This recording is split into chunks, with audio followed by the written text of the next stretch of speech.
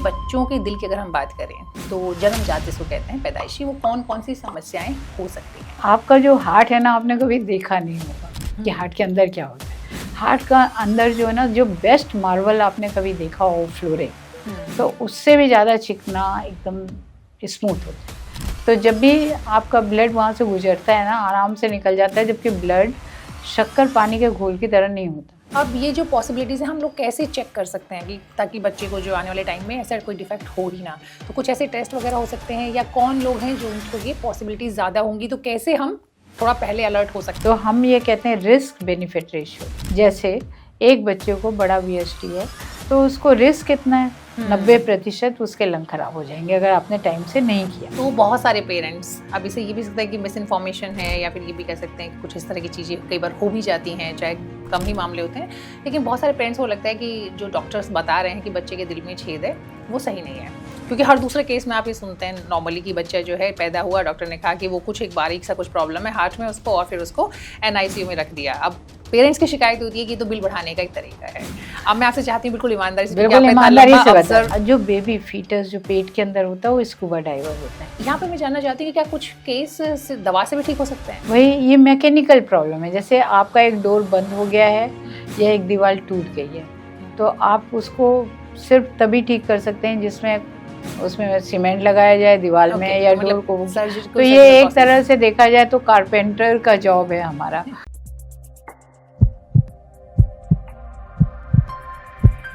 बच्चों से जुड़ा कोई भी मसला हो, कोई भी बीमारी, कोई भी समस्या हो, बहुत नाजुक होती है। बात अगर दिल की करें, बच्चों में दिल की जो बीमारियों की करें, तो ये जो खतरा कह सकते हैं, अलर्टनेस कह सकते हैं, ये और भी ज़्यादा बढ़ जाती है पेरेंट्स के लिए। आज इसी विषय पर बात करने के लिए हमारे साथ जुड़ी हैं डॉक्टर स्मिता मिश्रा। डॉक्टर मिश्रा का बहुत लंबा अनुभव है। बच्चों के दिल से जुड़ी कोई भी समस्या है वो उन्होंने बहुत बखूबी उसको देखा है, ट्रीट किया है, इलाज किया है। देश ही नहीं विदेश तक में उन्होंने बहुत बड़े लेवल पे काम किया है, और वो आज हमें बताएंगे कि बच्चों के दिल में पैदाइशी कौन सी समस्याएं हो सकती हैं, जन्मजाति से बोलते हैं, और उनका सही इलाज क्या है। बहुत बहुत स्वागत है मैम आपका। नमस्कार जी मैम, सबसे पहले तो मैं ये जानना चाहती हूँ कि बच्चों के दिल की अगर हम बात करें तो जन्मजात जिसको कहते हैं पैदाइशी, वो कौन कौन सी समस्याएं हो सकती हैं? जब भी बच्चे गर्भ के अंदर होते हैं तो एक एक करके उनकी, जैसे जो हार्ट शुरू में होता है वो एक ट्यूब ही होता है।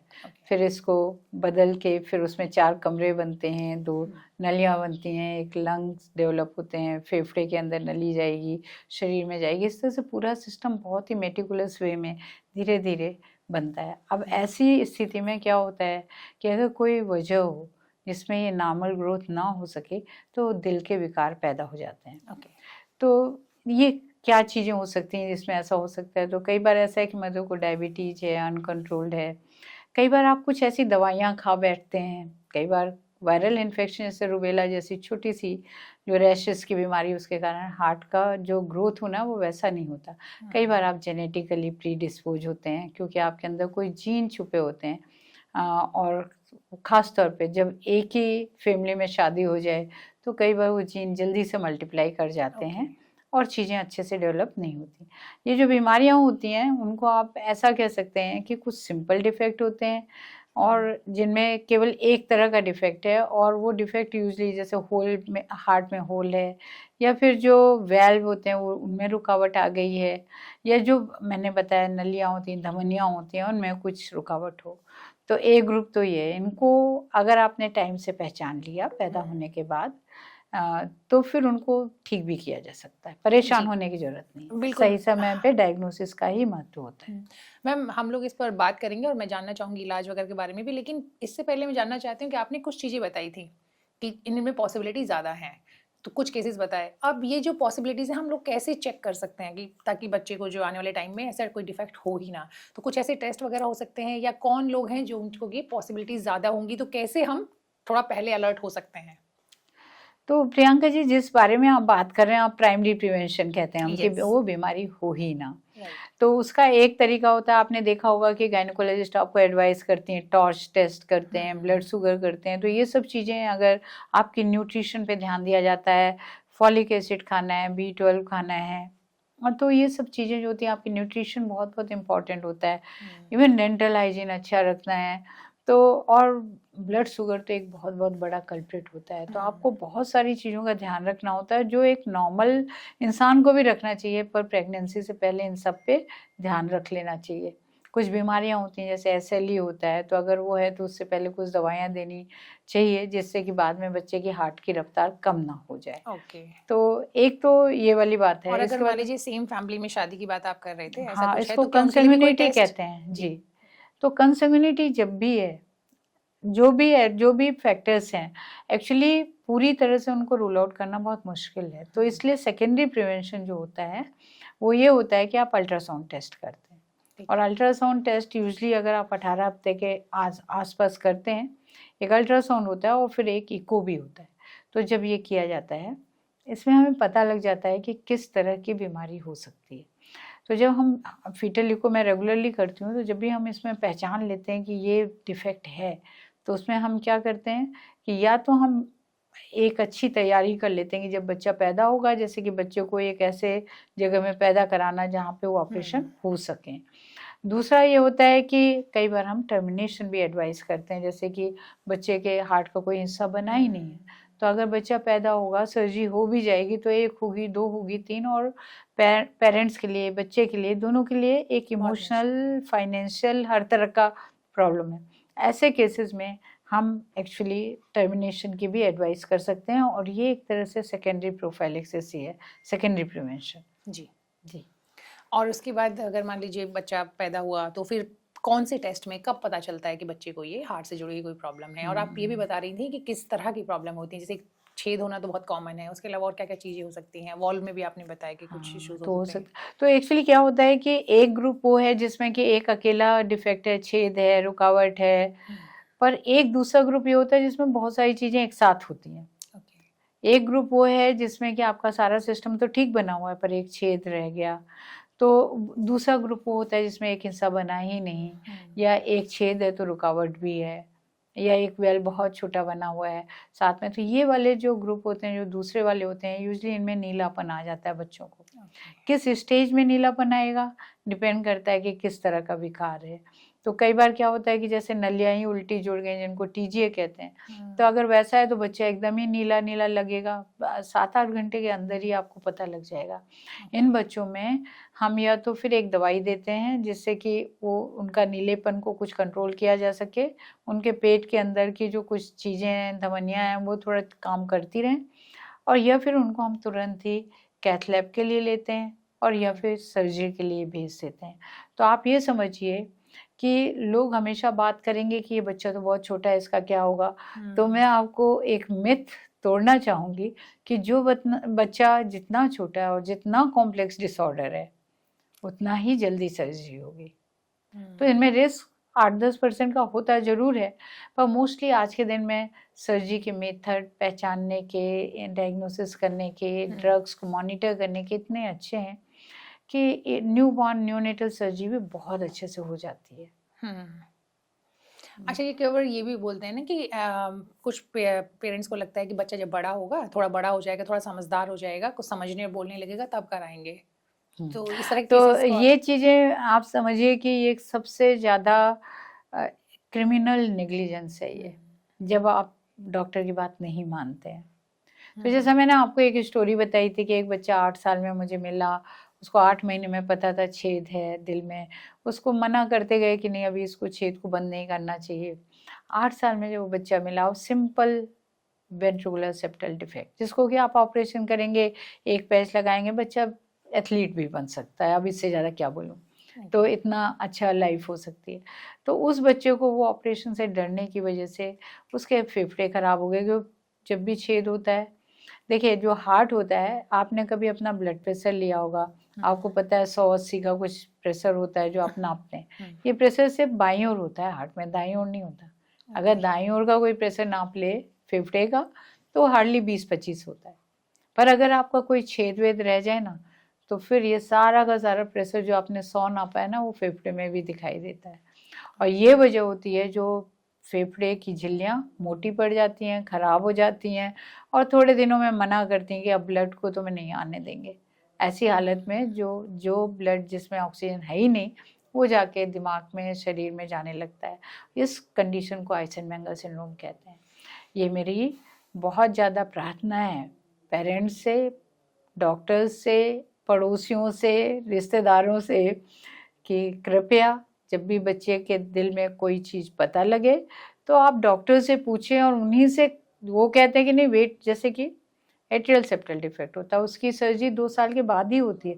डॉक्टर खुद ही कहेगा कि यार इसको कुछ नहीं करना, आप सिर्फ इसको अच्छी खुराक देते रहें, सारे वैक्सीन लगाते रहें, इसको कुछ करने से रोके ना, क्योंकि इसको ज़्यादा प्रॉब्लम नहीं होगी, 2-3-4 साल में कभी हम इसको डिवाइस से बंद कर देंगे या फिर सर्जरी से बंद कर देंगे। आजकल तो हम लोग डिवाइस से भी होल बंद कर देते हैं, बैलून से वेल्व खोल देते हैं, ये मैं करती हूँ, तो इसके रिजल्ट इतने अच्छे आते हैं। डरने का कोई मतलब नहीं, क्योंकि आपको एक चीज़ पता होना चाहिए कि जब एक डॉक्टर आपसे कुछ करने के लिए कहता है तो हम ये कहते हैं रिस्क बेनिफिट रेशियो। जैसे एक बच्चे को बड़ा VSD है तो उसको रिस्क कितना है, 90% उसके लंग खराब हो जाएंगे अगर आपने टाइम से नहीं किया। बेनिफिट, और उसका बेनिफिट कितना है, अगर आपने उसको बंद कर दिया तो मोर देन 90% उसको बेनिफिट है। अब रिस्क कितना है उसमें, अगर आपने मान लीजिए बंद कराया तो उसके बाद कितना रिस्क होगा प्रोसीजर का, 2%। तब आप सोचिए क्या लेना चाहेंगे, जो 90% का फायदा आप उसी को उठाएंगे। तो ये एक बहुत आपने इम्पोर्टेंट बात बोली भी है, क्योंकि देखिए दिल में छेद की बीमारी 60-70% लोगों को होती है। जो जिनको दिल की बीमारी उनको सिंपली डिफेक्ट ज़्यादा होते हैं, जो बहुत कॉम्प्लेक्स होते हैं वो 1/3 को ही होता होगा। 100 में एक बच्चे को हार्ट की डिफेक्ट हो सकते हैं, उसमें करीब 60% को कुछ ऐसा हो सकता है जिसमें आपको कुछ करना है, 40% को शायद कुछ नहीं करना है। पर नहीं करना है ये डॉक्टर को ही कहने दीजिए, अपने आप मत वो करिए।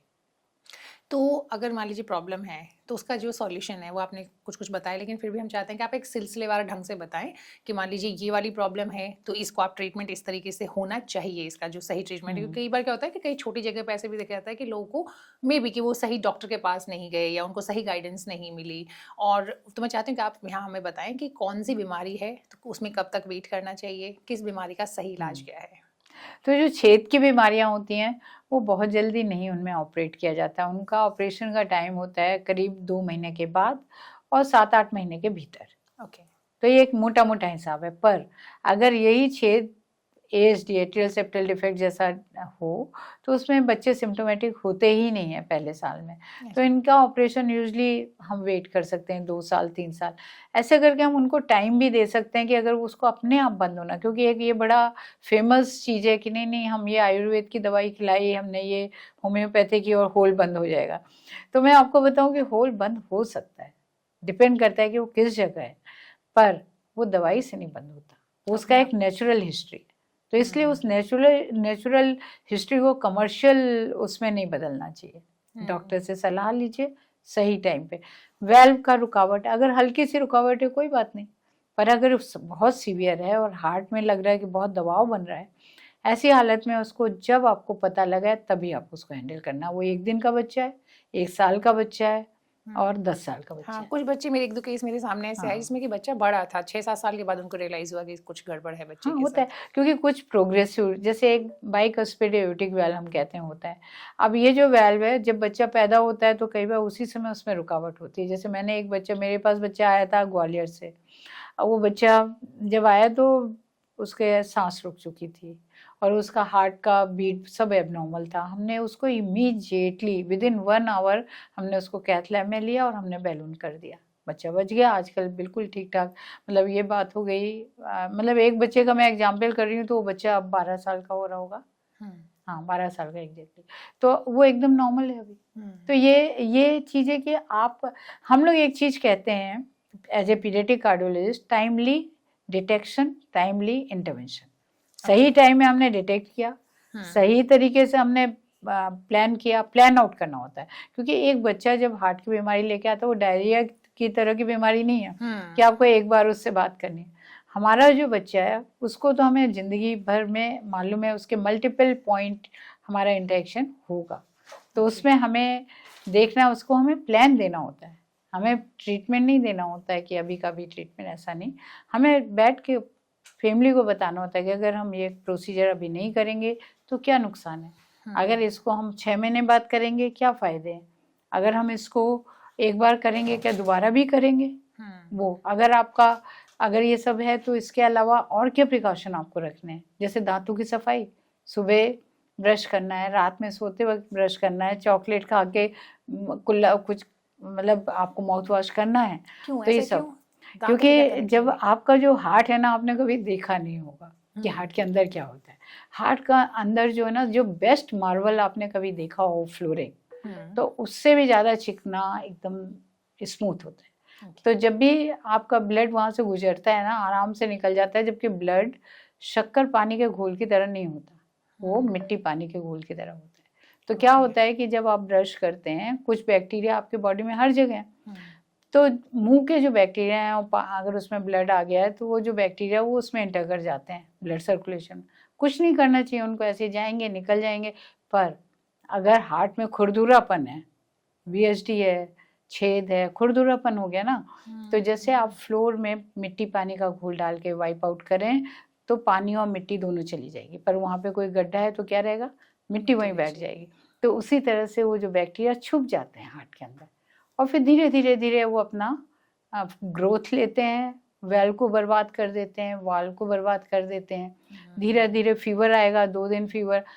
हमारी क्या टेंडेंसी होती है, हमें फीवर हुआ, हमने एक एंटीबायोटिक एमॉक्सिसिलिन खा ली, 3 दिन में फीवर उतर गया, डॉक्टर ने कहा था 7 दिन खाना, नहीं खाया।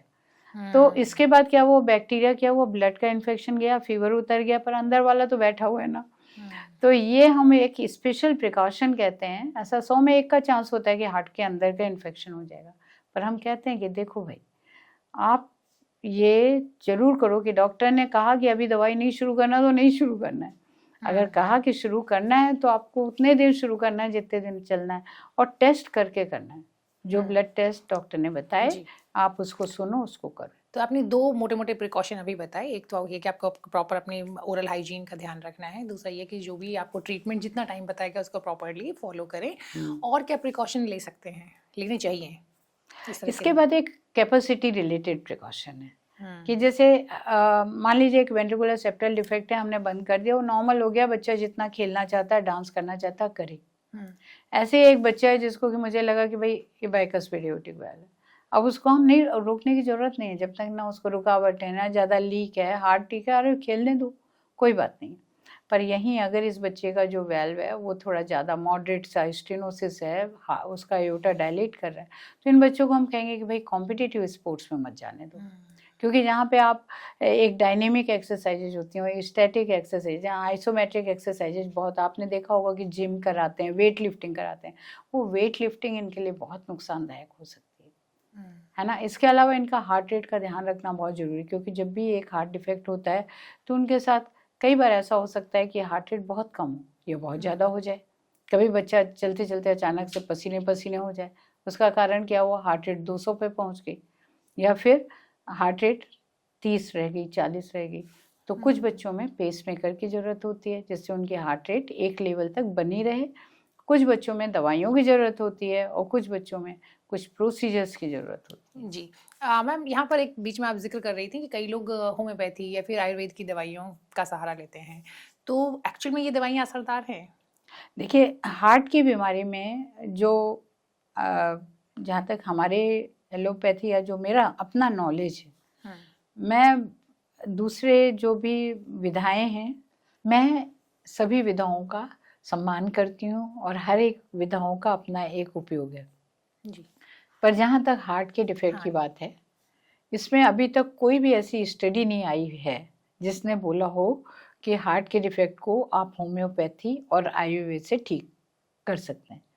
आज का ज़माना है, एविडेंस बेस्ड मेडिसिन होती है, तो जो चीज़ है ही नहीं प्रूवन उसको क्यों करना है, तो आप उसको, और जिसको एकदम ठीक भी किया जा सकता है जी, और सारी बीमारियों को हम ठीक कर भी नहीं सकते हैं। राइट।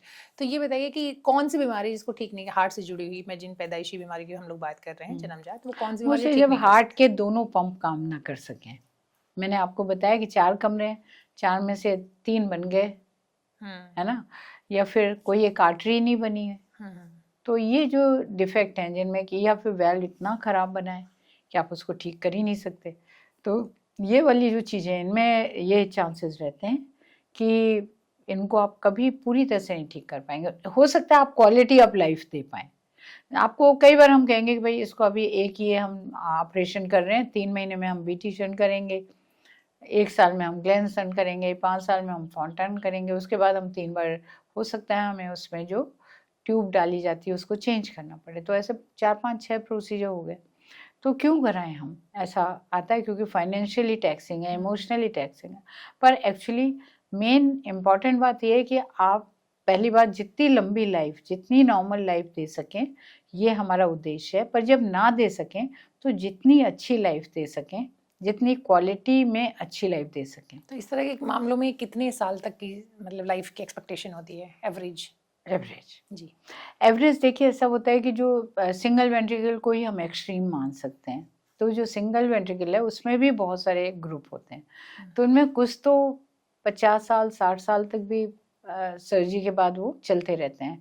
प्रेगनेंसी भी हो जाती है जब लड़कियों को है। तो कुछ लोग तो माउंटेनियरिंग वगैरह भी करते रहते हैं, वो कर ले जाते हैं। पर कुछ ऐसे होते हैं कि उनके लिए 20 से 40 साल की उम्र को आप कह सकते हैं। और एक तो उनको एक्चुअली बहुत सारी परेशानियां आ गई, जैसे हार्ट बीट का ठीक से ना चलना, जैसे हार्ट का फैल जाना, थ्रोम्बस का बनना। तो ये सब चीज़ें, तो अगर कॉम्प्लिकेशन शुरू हो जाते हैं तो प्रॉब्लम है। जो स्ट्रेट फॉरवर्ड केसेस होते हैं उनका रिजल्ट बहुत अच्छा हो जाता है। तो आप केस टू केस बेसिस ही आप कह सकते हैं, आप नहीं कह सकते हैं। और मैं किसी को ऑन एन एवरेज हम इसमें कितना खर्च आता होगा इस तरह की जो ट्रीटमेंट है, एक मोटा मोटा आइडिया? वैसे तो ऑब्वियसली इवन अगर आप all India institute of medical sciences जाएं तो वहाँ भी आपको 60,000 से लेके 1.5 लाख के बीच में हो जाता है खर्च। और इसके अलावा अगर प्रोसेसेस लगानी पड़े, मतलब बाहर से कुछ लगाना पड़े, तो उसका आपको 1.25 लाख के करीब वो भी खर्चा हो जाता है। तो ये तो मैं गवर्नमेंट सेटअप की बात कर रही हूँ। और प्राइवेट में? तो प्राइवेट सेटअप में आप ये समझ के चलिए कि एक सर्जरी का खर्चा 3.5 लाख से 5.5 लाख के बीच में होगा।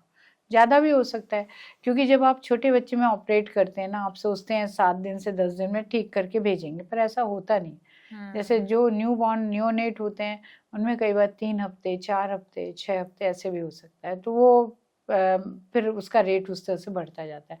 एवरेज पैकेज दिया जाता है अप्रॉक्सीमेटली 5 लाख के आसपास। जी अच्छा, इसका फिर चूंकि हम लोग इंश्योरेंस की बात करना भी ज़रूरी है इस तरह के केस में, फाइनेंशियल बर्डन तो है ही, तो क्या इंश्योरेंस होता है इस तरह के मामलों में? ये आपने एक बहुत ही अच्छा प्रश्न किया और मैं इस पे काफ़ी कोशिश हम लोग कर भी रहे हैं। और मैं paediatric cardiological society of India, तो उसके थ्रू भी हम लोगों ने बहुत मेहनत की है कि ये हो सके।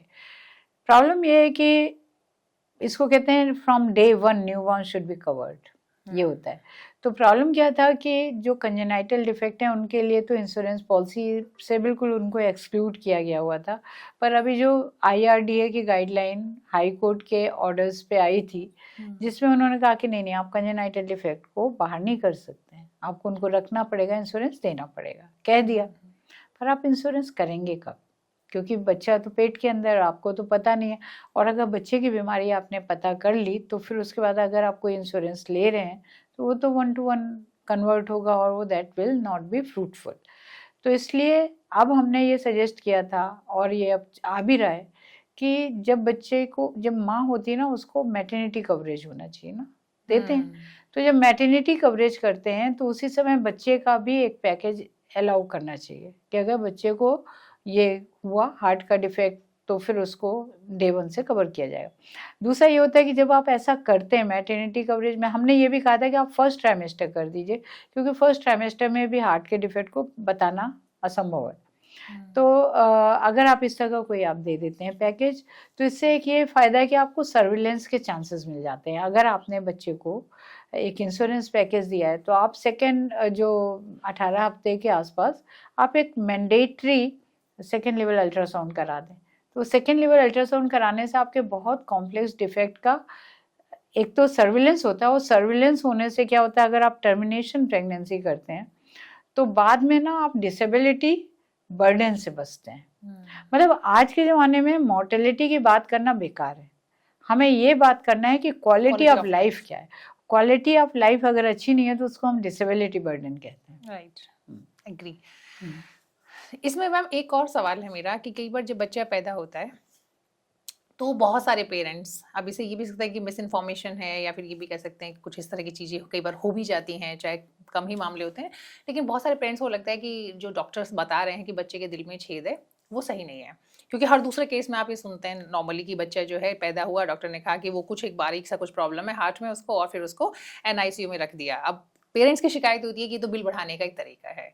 अब मैं आपसे चाहती हूँ बिल्कुल ईमानदारी से, क्योंकि बिल्कुल आपका इतना ईमानदारी लंबा से बताइए। ऑब्जर्वेशन है, आपका एक्सपीरियंस है अपना, कि ये इस तरह के केसेस जो होते हैं उसमें कैसे एज अ पेरेंट मुझे कैसे पता चले कि मैं मेरे बच्चे का ट्रीटमेंट एक्चुअली सही जरूरत है उसकी और सही हो भी रहा है या फिर नहीं। प्रियंका जी, आपने कभी स्कूबा डाइवर देखा है? देखा, ध्यान बिल्कुल दिया है ना? बिल्कुल। तो वो समुद्र के अंदर तैरते हैं या पानी के अंदर तैरते हैं, जो भी, तो आपने देखा होगा कि उनकी आपने कभी ये ऑब्जर्व किया कि ऑक्सीजन कहाँ से आती है उनकी? उसको उनके कैरी करते हैं, अपने साथ कैरी करते हैं। कैरी करते हैं, एक पीछे वो होता है, सिलेंडर होता है, और उससे ट्यूबिंग्स होती हैं। तो जो बेबी फीटस जो पेट के अंदर होता है वो स्कूबा डाइवर होता है, क्योंकि वो तो बाहर सांस नहीं ले रहा है, तो फिर उसकी ऑक्सीजन कहाँ से आती है? उसके पास भी सिलेंडर होता है, वो प्लेसेंटा होता है माँ का। तो जो माँ एटमॉस्फेयर से लेती है ऑक्सीजन, उसका जो भी एक्सचेंज होता है प्लेसेंटा के लेवल पे, फिर वो उसके बाद उसको अंदर जाता है। तो ये कैसे चला जाता है फिर? तो क्योंकि लंग्स तो पानी में भरे हुए हैं, तो ऑक्सीजन तो उससे बनेगी नहीं। तो ये जो जाता है ना ब्लड नीचे से अम्लाइकल वेसल्स के थ्रू जाके दाईं ओर के हार्ट में पहुंचा, वहां से एक डायरेक्ट कनेक्शन होता है, वो डायरेक्ट चला जाता है बाईं ओर। फिर बाईं ओर से, और जो इधर जो दाईं ओर में जो एक और कनेक्शन एक जगह और होता है, तो एक को कहते हैं कि ये एचडी जैसी चीज है, एक है जैसे डग जैसी चीज है। ये जो 2-3 कनेक्शन होते हैं जो ट्यूबिंग्स हैं एक्चुअली स्कूबा डाइवर्स की, ये जैसे ही बच्चा पैदा होता है वो सब बंद होना शुरू होते हैं। कई बार जो ये एट्रियम के लेवल पे जो ये होते हैं, ये जाके 1 साल में बंद होते हैं, या 40% में खुले भी रह सकते हैं। और जो डक्ट वक्ट है वो 7 दिन से लेके 3 महीने के बीच में बंद होते हैं। तो आपका कहना बिल्कुल सही है कि अगर कोई डॉक्टर कहता है कि इसके दिल में छेद है, छेद होगा। ऑलमोस्ट हर एक बच्चे के दिल में शुरू के 2-4 दिन 7 दिन में छेद होते ही हैं, पर वो छेद सिग्निफिकेंट है कि नहीं, ये क्वेश्चन है। तो जब एनआईसीयू में उनको रखा जाता है, उस छेद की वजह से हमेशा नहीं रखा जाता। ये समझने की थोड़ी कमी हो जाती है कि भाई छेद इतनी बड़ी चीज मानी जाती है कि हर आदमी का ध्यान उधर ही अच्छा इसको एनआईसीयू में रखा हुआ है तो इसको छेद की वजह से। नहीं, ऐसा नहीं। उसको एनआईसीयू में रखने के कई वजह होते हैं। जैसे बच्चा समय से पहले पैदा हुआ तो उसको वो अपना दूध भी नहीं पी सकता है, तो उसको दूध वगैरह। कुछ बच्चे ऐसे होते हैं किसी वजह से वो इन्फेक्शन पेट से ही लेके आ जाते हैं, उसको ठीक करना है। कुछ बच्चे ऐसे होते हैं कि वो उस तरह से रिएक्ट नहीं करते, उनकी टोन कम होती है, किस वजह से, कई वजह हो सकती है। तो 1000 of things may be there, बहुत सारी चीजें हो सकती हैं। उनके साथ एक छोटा सा एचडी भी हो सकता है जिसके लिए कुछ नहीं करना है। तो एनआईसीयू में जो बेबी होता है, शायद नहीं, मेरा सवाल ये था कि मान लीजिए डॉक्टर आके कह रहे हैं कि आपके बच्चे के दिल में छेद है, और अभी हम ऑब्जर्वेशन जो आपने बताया अंडर ऑब्जर्वेशन रखेंगे, तो 2 दिन में, 3 दिन में, कई बार नॉर्मल ज्यादातर केसेस में डिस्चार्ज हो जाता है बच्चा, कि बच्चा ठीक हो गया। अब यहाँ पेरेंट्स को लगता है कि ऐसी क्या प्रॉब्लम थी जो कि अपने आप ठीक हो गई। तो आपने जो बताई ये चीज कि ज्यादातर सारे बच्चों में होता है, ये वो धीरे धीरे बंद होता है, वो धीरे धीरे बंद हो जाता है, लेकिन ये पर देखना ये पड़ेगा। ना इसको समझना जरूरी होता है। ये फिर से मैं वही बात करूंगी कि पेरेंट्स को एक बार स्पेसिफाई करना चाहिए कि आप जो रख रहे हैं किस लिए रख रहे हैं।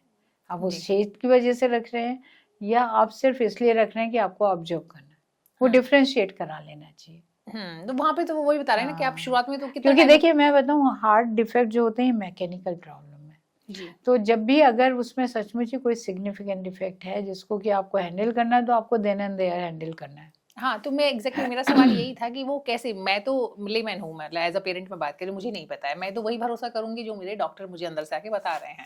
अब ये कितने केसेस, कितने मामले, कितने परसेंट मामले ऐसे होते हैं जिनमें एक्चुअल में ट्रीटमेंट की जरूरत होती है, मैं हार्ट के छेद की बात कर रही हूँ, और कितने जो कि अपने आप ठीक हो जाते हैं।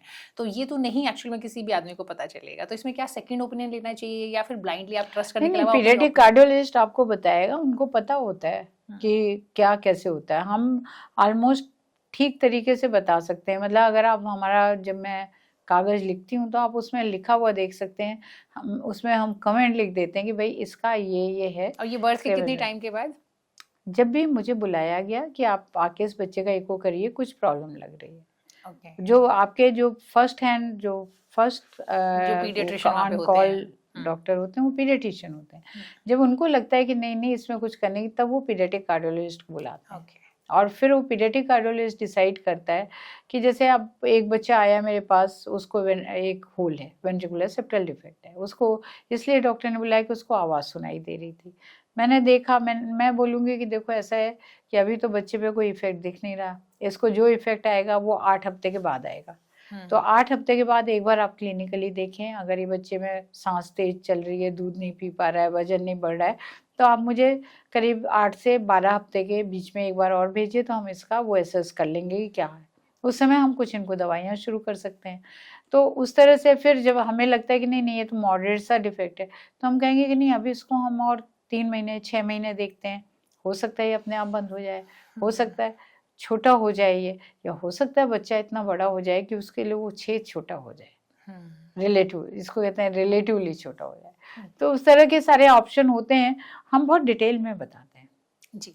तो कुल मिला के ये कह सकते हैं, जो आपसे भी हमारी बातचीत हुई, इसका जो एक निष्कर्ष है वो ये है कि एक तो दिल का जो छेद की जिसकी हम बात करते हैं बच्चों में, तो वो बहुत ऐसी कोई रेयर चीज़ नहीं है। जब बच्चा पैदा होता है तो चाहे बहुत नॉमिनल हो, ये ज़्यादातर केसेस में होता है, लेकिन जो कि अपने आप ग्रेजुअली ठीक हो जाता है जन्म के कुछ टाइम के बाद। कुछ मामलों में ये एक्चुअली बीमारी हो सकता है जिसको कि इलाज की ज़रूरत होगी, तो वो भी बहुत कॉमन नहीं है, और उसमें से भी ज़्यादातर मामले ऐसे हैं जो कि ठीक हो सकते हैं इलाज से, सर्जरी से।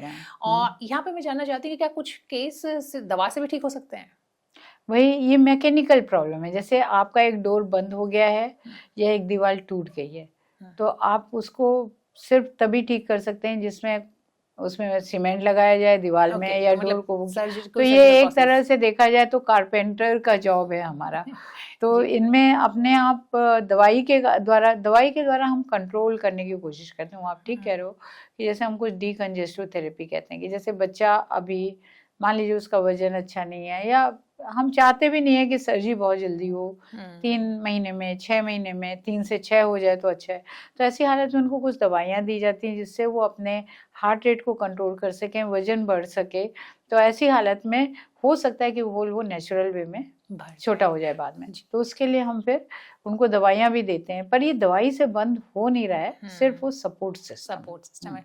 और अगर मान लीजिए बहुत सीरियस केस है जो कि आपने बताया, तो उसमें जितना जल्दी आप इलाज करा सकें उतना जल्दी उसके हम प्री टर्म में भी करते हैं, जैसे 28 दिन के बच्चे हैं उसमें भी हम पीडीए बंद कर रहे होते हैं। तो क्योंकि कई बार ऐसा होता है इस तरह के केस में कि जो देरी है वो हमेशा के लिए देर ना हो जाए। एग्जैक्टली, 2 तरह की बात है। एक तो आप जो एक्यूट जैसे 700-900 ग्राम का बच्चा है, अब उसमें अगर एक डक्ट जो पेट के अंदर का डक्ट है नॉर्मल है उसके लिए, फीटस के लिए, इसके लिए अब नॉर्मल हो जाता है, तो उसको उसी वक्त वो 700 ग्राम में 800 ग्राम में आपको उसको बंद करना है।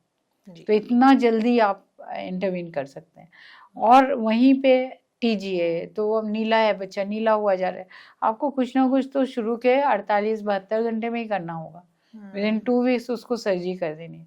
वहीं एक एएचडी है, अब एएचडी अगर बहुत बड़ा भी है, इतना भी है कि 2 चेम्बर के बीच का डिफरेंस ही नज़र नहीं आ रहा, तो भी हम उसको आराम से 2 साल तक वेट कर सकते हैं। तो जो सबसे सिंपल सर्जरी है, जो डॉक्टर के लिए बहुत मुश्किल बिल्कुल है ही नहीं, जब आप टीजीए कर सकते हैं, जब आप ये, तो भी आप उस एएचडी को बंद करने की कोशिश इसलिए नहीं करते क्योंकि जो नेचुरल हिस्ट्री है उसको आपको रिस्पेक्ट करनी है और उसको मौका देना है कि अगर अपने आप कुछ ठीक हो सकता है तो। जी, तो आपने हमें बता दिया बीमारी के लक्षण, इवन प्रिकॉशनरी हम क्या कर सकते हैं, किस तरह के केसेस में ज़्यादा होता है ये भी बताया, इलाज क्या है सही वो भी बताया, साथ ही साथ और बच्चे को कौन सी चीज़ों को प्रिकॉशन लेना है वो भी आपने पूरा बताया डिटेल में। और हमें पूरी उम्मीद है कि जो भी जानकारी आपने हमारे साथ शेयर की उसका फ़ायदा हमारे दर्शकों को ज़रूर होगा। तो इसमें मैं बस एक बार फिर से बताना चाहूँगी कि जैसे छोटा बेबी है और फीड लेने में 20 मिनट से ज़्यादा टाइम लगा रहा है, छोड़ता है, पीता है, इसको कहते हैं सक एंड रेस्ट साइकिल, पसीना आ रहा है ना, या नीला पड़ रहा है, रो रहा है, चुप ही नहीं हो रहा है ना, रोता है तो एकदम सांस भरने लगता है, एकदम नीला हो जाता है, तो ये सारी चीज़ें एक सीरियस हार्ट डिफेक्ट की निशानी है। और जब भी ये है तो डॉक्टर से ज़रूर जाके इलाज कराएं। खूब पसीना आ रहा है ना, और फिर डॉक्टर की बात पे भरोसा करें। डॉक्टर साहब, जो कि हमारी बातचीत पहले हो रही थी ऑफ द रिकॉर्ड भी आपकी मेरी लंबी बातचीत हुई है, और आप बता रही थी कि आप कविताएं लिखती हैं, तो आई थिंक संभवतः आप दुनिया की पहली ऐसी डॉक्टर हैं, इकलौती ऐसी डॉक्टर हैं जो कि मेडिकल पोइट्री करती हैं। तो सुनने में थोड़ा लोगों को अजीब लगता होगा, लेकिन मैं जानती हूँ कि अगर आप कविता लिखती हैं तो आप ज़ाहिर है कि कुछ ऐसा लिखती होंगी जिनमें एक मैसेज भी होगा। तो हम चाहते हैं कि चूंकि दिल के छेद की हम लोग बात कर रहे थे, इस पर कोई अगर आपने कोई रचना की है तो वो आप हमारे साथ शेयर ज़रूर करें। धन्यवाद प्रियंका जी। मैंने कविताएं लिखनी शुरू इसलिए की कि मेरा बहुत सारा जो चैरिटेबल प्रोग्राम है उनके साथ मेरा एसोसिएशन रहा। तो मुझे ये पता है कि सबसे ज़्यादा जो आपकी ज़िंदगी में बचाने वाली चीज़ है वो है शिक्षा, एजुकेशन। तो मैंने ये एजुकेशनल पोएम लिखनी शुरू की थी। तो ये मैंने एक छोटा सा वार्तालाप, ये सचमुच ही होता ही है माँ और डॉक्टर के बीच में, तो एक छोटा सा वार्तालाप है जो दिल के छेद के बारे में है। माँ कहती है, हमरा बबलू खेले ना, दूध पिए तो थक जाए और पसीना सर पर आए, वजन बढ़े ना, रोए तो फिर चुप होए ना। ये बच्चे कंसोल नहीं कर सकते आप उनको। तो डॉक्टर कहती है, आजा बहना जांच करा, दिल में छेद का है खतरा, पर जल्दी जांच के होने से, ऑपरेशन 6 महीने में होने से बबलू ठीक हो जाएगा। एक इको, ईसीजी, एक्सरे सब पता चल जाएगा। बबलू फिर खेलेगा, खाएगा। तब तक इतना ख्याल है रखना, सारे टीके, अच्छा पोषण और दवाई, इन्फेक्शन से है दूर रखना, ऑपरेशन का थोड़ा खतरा, नहीं किया तो होगा नीला। ये बहुत ध्यान रखने की बात है कि सारे वैक्सीन चलते रहने चाहिए, बंद नहीं करने। तो माँ कहती है, जय राम जी की डॉक्टर बहनी, अब हम समझे, बबलू जल्दी ऑपरेशन करने से खतरे को दूर ठेलेगा, दूध पिएगा ना रुकेगा, पसीने में ना डूबेगा, हमरा बबलू खेलेगा। क्या बात है। तो ये देखिए ना, आप कुछ चंद पंक्तियों में आपने बीमारी के बारे में, बीमारी के डायग्नोसिस के बारे में, उसके जो भी प्रिकॉशन है, जो भी आपको सावधानी बरतनी है उसके बारे में, और यहाँ तक कि इलाज के बारे में भी आपने पूरी जानकारी दे दी। बहुत ही बढ़िया तरीका है। आई थिंक ये जो है, ये आप सीधा किसी को बताते हैं उससे कहीं ज़्यादा या जो आपका तरीका है ये बताने का, हमें ज़्यादा अच्छा लगा है। बहुत बढ़िया। धन्यवाद प्रियंका जी। और ये इसमें बहुत इम्पॉर्टेंट बात कही, मैं फिर से कहना चाहूँगी कि जब बच्चों को दिल की छेद की बीमारी होती है तो डॉक्टर भी कतराते हैं कि वैक्सीन देनी है कि नहीं। आप देखिए उनकी इम्यूनिटी वैसे ही वीक है, उनका खाना, न्यूट्रिशन, तो इन चीज़ों का ध्यान रखना है। जूस वगैरह ज़्यादा नहीं देना है, ज़्यादा पानी नहीं पिलाना है, सेमी सॉलिड खाना है, जो भी उस एप्रोप्रिएट वे में वीनिंग करना है। ये सब चीज़ें बहुत इम्पॉर्टेंट होती हैं। और मुझे आपने मौका दिया इसको फिर से इसको रिसाइट करने का और थोड़ा एक बार फिर से उसको इंडोर्स करने का कि क्या करना है, तो धन्यवाद उसके लिए।